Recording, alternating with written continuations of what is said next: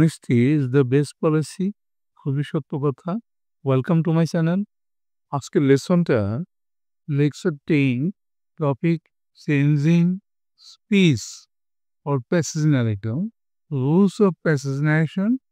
এর আগে আমরা দুটো ক্লাসে কিন্তু রুলস অফ প্যাসেজ ন্যারেশন দেখিয়েছি।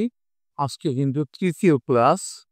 তুমি যদি আগের লেকচারগুলো না দেখে থাকো তাহলে উপরে আই বাটনে ক্লিক করে প্লেলিস্টে গিয়ে দেখে আসতে পারো। দেখো কি বললো এই রুলসের মধ্যে, রিপোর্টেড স্পিচটি অ্যাজার্টিভ সেন্টেন্স হওয়া সত্ত্বেও যদি তার শেষে প্রশ্নবোধক চিহ্ন থাকতে হবে ইনডাইরেক্ট করার সময় রিপোর্টিং ভার্বের পূর্বে বিং সারপ্রাইজ লিখতে হবে। যেহেতু এ জাতীয় সেন্টেন্স দ্বারা কোনো কিছু জানতে চাওয়া হয়, তাই ইনডাইরেক্ট স্পিচ এর রূপান্তর করার সময় ইন্টারগেটিভ সেন্টেন্সের নিয়ম অনুসারে করতে হয়।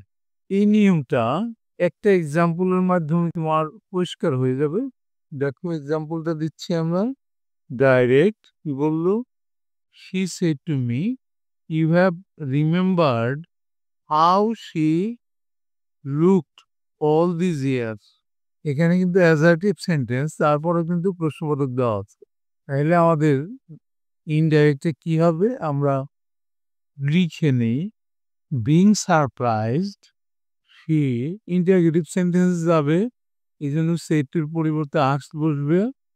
আস্কড মি, ইন্টারগেটিভ সেন্টেন্সে কনজাংশন ইফ বসে, ইউ আছে সেকেন্ড পারসন, চেঞ্জ হবে অবজেক্ট থেকে, তাইলে আই বসবে। আই হ্যাড, পাস্ট ইন্ডিপেন্ডেন্স থাকলে পাস্ট পারফেক্টে যায়। Remembered how she looked all those years. আমাদের লেখা হয়েছে, এখন আমরা ব্যাখ্যা দেব। দেখো সেইটুর পরিবর্তে কিন্তু আমাদের আস্কড বসলো, আর অ্যাজার্টিভ সেন্টেন্সের মধ্যে প্রশ্নবোধক থাকার কারণে আমরা বিং সারপ্রাইজ বসালাম। ইন্টারগেটিভ সেন্টেন্সের নিয়মে করতে গিয়ে আমরা কিন্তু কনজাংশন ইফ বসালাম। ইউ চেঞ্জ হবে অবজেক্ট থেকে, দেখো অবজেক্ট আছে মি, সেখান থেকে আমরা আই বসালাম।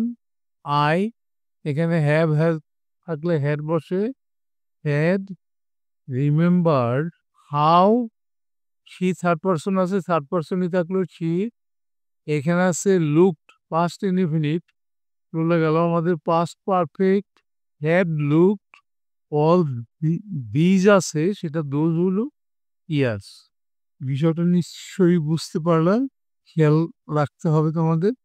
এরপরে আর একটা নিয়ম আমরা দেখি, রিপোর্টেড স্পিচে থ্যাংক ইউ থাকলে ইনডাইরেক্ট করার সময় রিপোর্টিং ভার্বের subject plus thanked plus object বসে। একটা এক্সাম্পল দেই আমরা। এক্সাম্পল আমার ধারণাটা আরো ক্লিয়ার হওয়ার জন্য, ডাইরেক্টে কি বললো, he said to me thank you. তাহলে ইনডাইরেক্টে কি হবে, আমরা পড়ে নিয়ে আগে।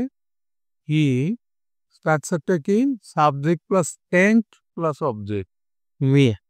দেখো এই সেড টুটা উঠে গিয়ে কিন্তু থ্যাঙ্কের সাথে এটি যুক্ত হলো, যেহেতু পাস্ট ফর্ম, তাহলে হি থ্যাঙ্ক মি।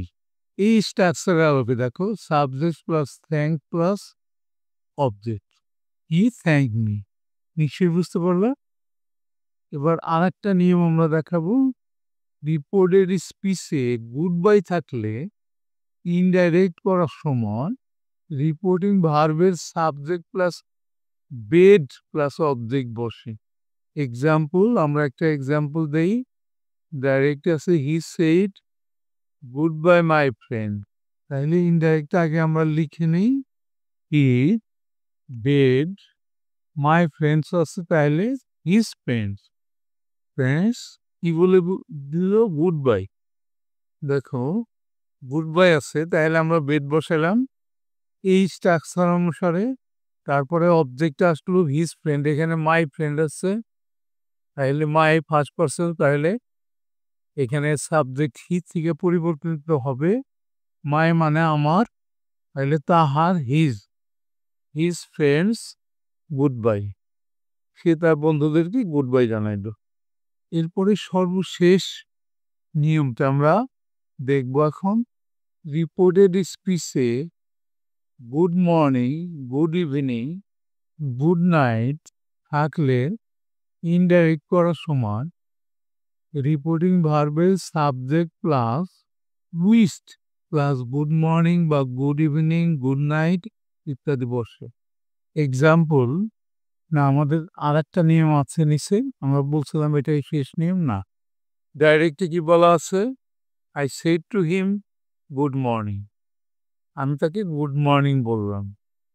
তাহলে ইনডাইরেক্টটা কেমন হবে? আমরা আগে লিখে নেই। সাবজেক্ট প্লাস উইশড, যে সাবজেক্ট আছে এখানে I wished him good morning. দেখো সেড টুর পরিবর্তে কিন্তু আমরা এখানে উইশড বসালাম অ্যাকর্ডিং টু স্ট্রাকচার। এই যে আছে দেখো, সাবজেক্টের পর উইশড, তারপরে যেটা গুড মর্নিং বা গুড ইভিনিং যেটা থাকে সেটা বসাবো। কাকে দিলাম সেটা বসাইতে হবে, I wish him good morning. এখন আমরা আজকের লেসনের সর্বশেষ নিয়মটা দেখাবো। কি বলবো দেখো, অনেক সময় রিপোর্টের স্পিচে পূর্ণাঙ্গ সেন্টেন্স থাকে না, সেন্টেন্সের অংশ অর্থাৎ ফ্রেজ থাকে। সেক্ষেত্রে ইনডাইরেক্টে পরিবর্তন করার সময় বক্তার বক্তব্যকে অনুসরণ করে উক্ত স্পিচকে পূর্ণাঙ্গ সেন্টেন্সে রূপান্তর করতে হয়। দেখো এটা এক্সাম্পল দিলে ক্লিয়ার হয়ে যাবে। দেখো এক্সাম্পল ডাইরেক্টে আছে, you have carried me a long way, তুমি আমাকে অনেক দূর নিয়ে এসছো। How much shall I pay you, আমি তোমাকে কত দেব? 50 টাকা, 50 টাকা? এনিথিং ইজ অলরাইট, যা দেবেন সেটাই ঠিক আছে। তাহলে এখানে অবশ্যই একজন প্যাসেঞ্জার এবং একজন রিক্সা পোলারের সাথে কথা হইতেছে, অথবা একজন স্কুটারের সাথেও কথা হতে পারে। আমার সাথে ধরে নিলাম একজন রিক্সা পোলারের সাথে কথা হচ্ছে। তাহলে দেখো প্রথম you have carried me a long way, একটা সেন্টেন্স আমি বলছি how much shall I pay you, এটাও আমি বলছি 50 টাকা, এটাও কিন্তু আমি বলছি।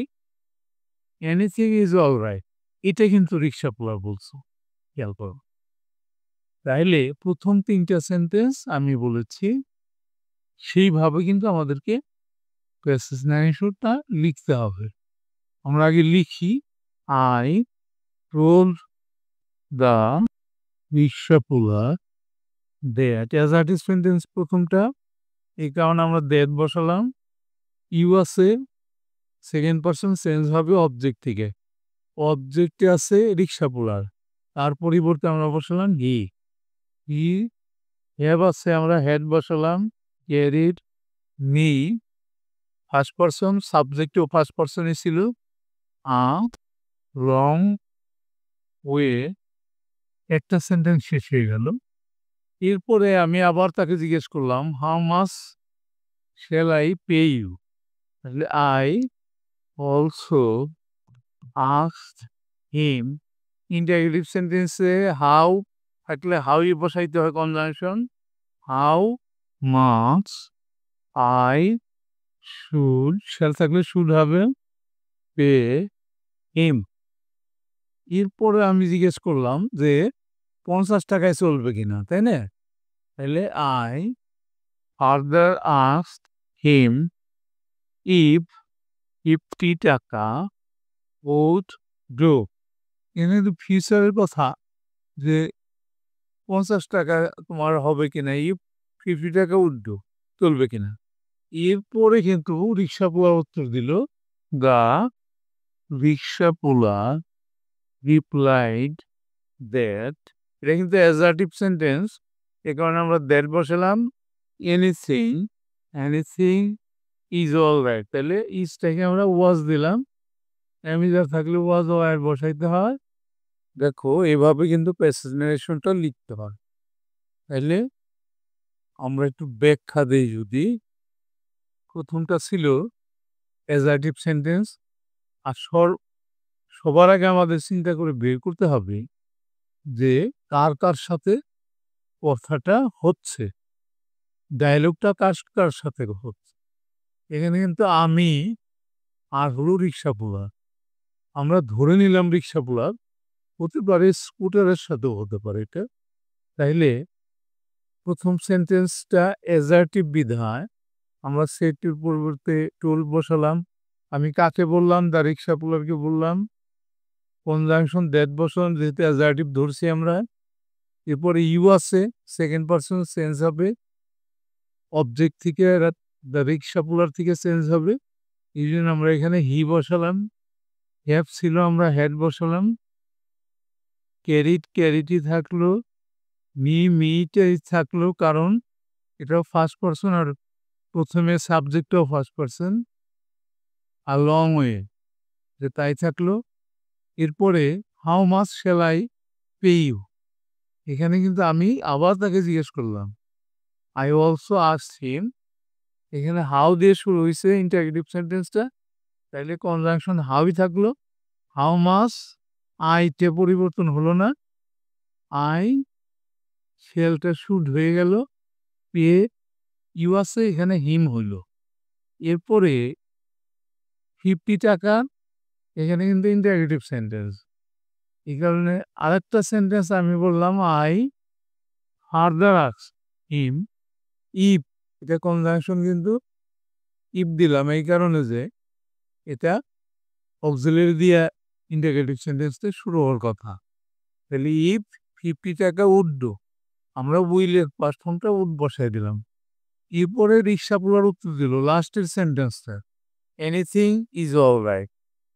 দ্য রিক্সাওয়ালার রিপ্লাইড, উত্তর দিল।